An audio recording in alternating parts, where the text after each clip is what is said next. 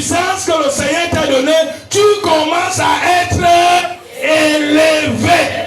Mais si tu ne prends pas conscience, tu seras toujours le dernier. Chacun de nous doit prendre conscience de qui il est. Est-ce que vous suivez? Le problème n'est plus la prière. Le problème n'est plus le pasteur. Le problème n'est plus le lieu de prière. Mais le problème aujourd'hui, c'est que tu dois prendre conscience. Parce que tu as déjà vu tous les pasteurs, les prêtres, les lieux, les lacs, les piscines, tu les connais. Les ensembles, tu les connais. Mais tu es toujours au même endroit.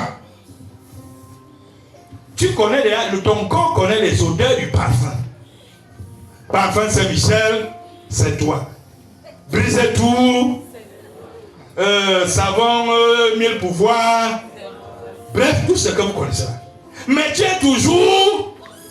Pourquoi? Parce que tu n'as pas pris. Tu penses que ton problème sera le savon qui va le résoudre. Tu penses que ton problème c'est le parfum qui va le résoudre.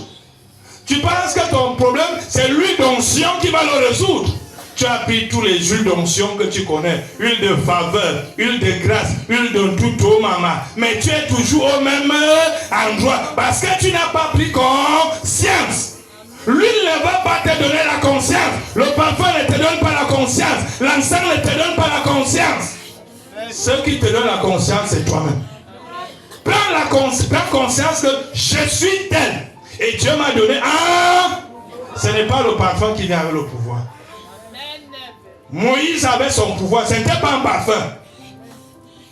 Et aller plus loin quand il arrive au pays de Gédéon. Gédéon qui ne voit qu'il n'est qu'un petit. On l'appelle plutôt vaillant guerrier. Prenons conscience de qui nous sommes. Si vous ne prenez pas conscience, vous serez toujours déçus. Et vous serez toujours les derniers. Et vous serez toujours les premiers à vous plaindre que Dieu ne fait rien pour vous. Alors que Dieu vous a donné des pluies. Et vous êtes toujours morts. Vous n'êtes pas mort parce que Dieu n'a pas accordé la grâce, mais parce que sur le plan de la conscience, vous êtes nuls. Et il y a des événements qui arrivent dans la vie pour réveiller quelqu'un. Mais parfois vous prenez ces événements pour des situations pour vous enterrer. Ah, ma grande sœur m'a mise dehors. Ta grande sœur te met dehors. Pourquoi tu prends conscience de cesser ta maison? Le Seigneur Jésus-Christ.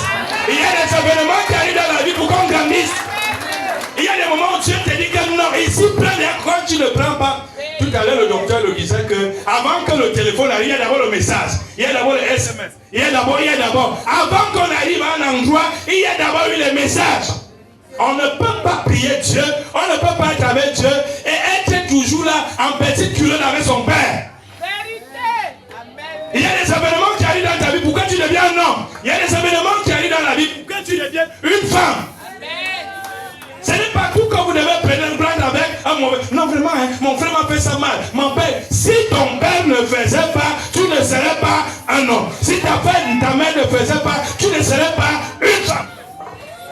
Prenez conscience de qui vous êtes. Parce que si elle n'avait pas fait, tu serais toujours dans sa cuisine. À quel moment tu seras non?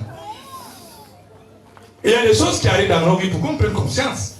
Et un matin, un soir, ton mari te fait hey, ça te permet de prendre conscience. Peut-être que tu étais une femme qui croyait déjà que tu étais arrivé, tu n'étais plus en sécurité, tu n'étais plus en danger. C'est à ce moment-là que c'est quand tu crois que tu n'es pas en danger, tu n'es pas en danger. Le Seigneur Jésus-Christ, ça te permet de prendre conscience. Ça te permet de prendre conscience, non? Et dit, hey, l'histoire, c'est comme si je ne change pas la tarabou. L'homme s'il va partir, oh, ça te permet. Tu commences à t'habiller bien. Parce que tu ne t'habillais plus. Tu ne préparais plus. Tu ne faisais plus telle chose. Mais à la fin, parce que tu as dit, hey, a dit, on appelle ça, passement des âmes des dissidents. Après tu te réveilles, hey, j'ai vu, c'est comme si, alors tu commences à voir madame à la maison, elle commence à se laver. Alors qu'elle ne se lavait plus, elle commence à faire le peu de yanga, elle ne faisait plus le yanga, elle commence à payer les cheveux, alors qu'elle a pris. Même si je ne me lave plus, le type s'y va. Loué soit Jésus-Christ. Prenons conscience. On doit prendre conscience. Il y a des événements qui nous réveillent. Il y a des événements qui nous permettent de prendre. Une fois que madame t'a boudé 2 fois, 3 fois à la maison, ça permet à l'homme de prendre.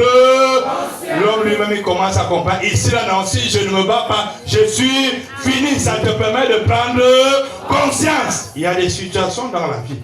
Parfois, on continue à rester un éternel bébé. Mais lorsque la situation arrive, ça te réveille. Ça te permet de devenir un homme.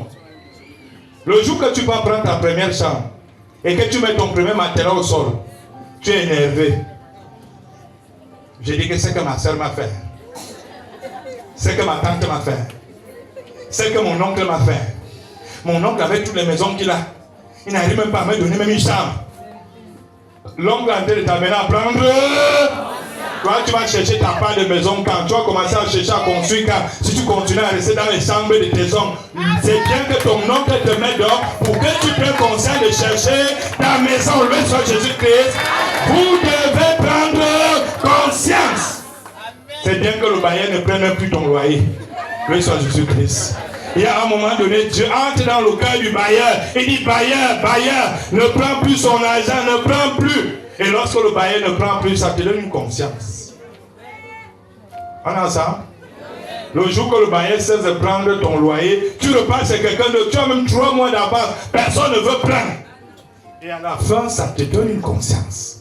La conscience de chercher le terrain. Parce que tu as fait 5 ans, 10 ans, sauce arachide, 20 ans, dans les bars, les tournes d'eau, les wallowos. Un jour, le bailleur te met dehors et tu comprends que tu dois prendre conscience. Tu ne fais que manger avec ton argent, les enfants ne pas. Un jour, tu tombes que les enfants là, on les a mis dehors. Ça te permet de prendre conscience. Il y a des gens qui sont devenus des hommes aujourd'hui responsables à cause d'un événement. À cause d'un événement. Avant, ils jouaient avec l'argent. Ils ne savaient pas ce qu'on appelle économie. Mais quand ils ont vu que hier, ils étaient au Tchapalou, on les appelait précis, ils ont tout dépensé. Quand ils rentraient à la maison, ils trouvaient que l'enfant était gravement malade. Ça les a donné une conscience. Vous devez prendre conscience. Le problème n'est pas le problème, mais c'est vous-même. C'est votre conscience. Manque de conscience, absence de conscience. On continue à voir les démons de loin parce qu'on n'arrive pas à prendre conscience. Prenons conscience qu'on ne peut pas vivre pour vivre. On ne peut pas vivre seulement pour dépenser. On peut vivre aussi en épargnant. Prenons conscience. Prenons conscience qu'on ne sera pas l'éternel jeune. On va vieillir. Et quand on va vieillir, nous allons vivre comment dans la vieillesse. Prenons conscience. Si tu ne prends pas conscience maintenant, par rapport à ta vieillesse, tu vas vivre comment à la vieillesse? Tu prends conscience aujourd'hui, tu commences à péter ta vieillesse. Remarquez toujours entre ceux qui ont pris conscience quand ils étaient jeunes et ceux qui n'ont pas pris conscience. Ceux qui n'ont pas pris conscience deviennent des sorciers. L'absence de conscience vous amène à être une sorcière. Quand vous êtes une jeune fille, vous voulez toujours aller avec tous les hommes. Mais ne pas être avec un homme. Le corps se fatigue. Et à la retraite, prenez conscience. La prise de conscience change tout. La prise de conscience. Et c'est là où vous serez donc parmi les morts vivants. Mais s'il n'y a pas de conscience, priez autant que vous voulez, jeûnez autant que vous voulez, allez dans tous les pèlerinages que vous voulez, allez même en Lourdes. S'il n'y a pas une prise de conscience, votre vie sera la même chose. À Lourdes, vous allez rencontrer un pape là-bas. Vous irez à Jérusalem, on va vous montrer la rivière où Jésus s'est lavé. Vous allez vous laver, vous allez me dormir sur la tombe où on dit qu'on avait enterré Jésus. On va vous montrer les épines, la couronne d'épines de Jésus, partout vous irez.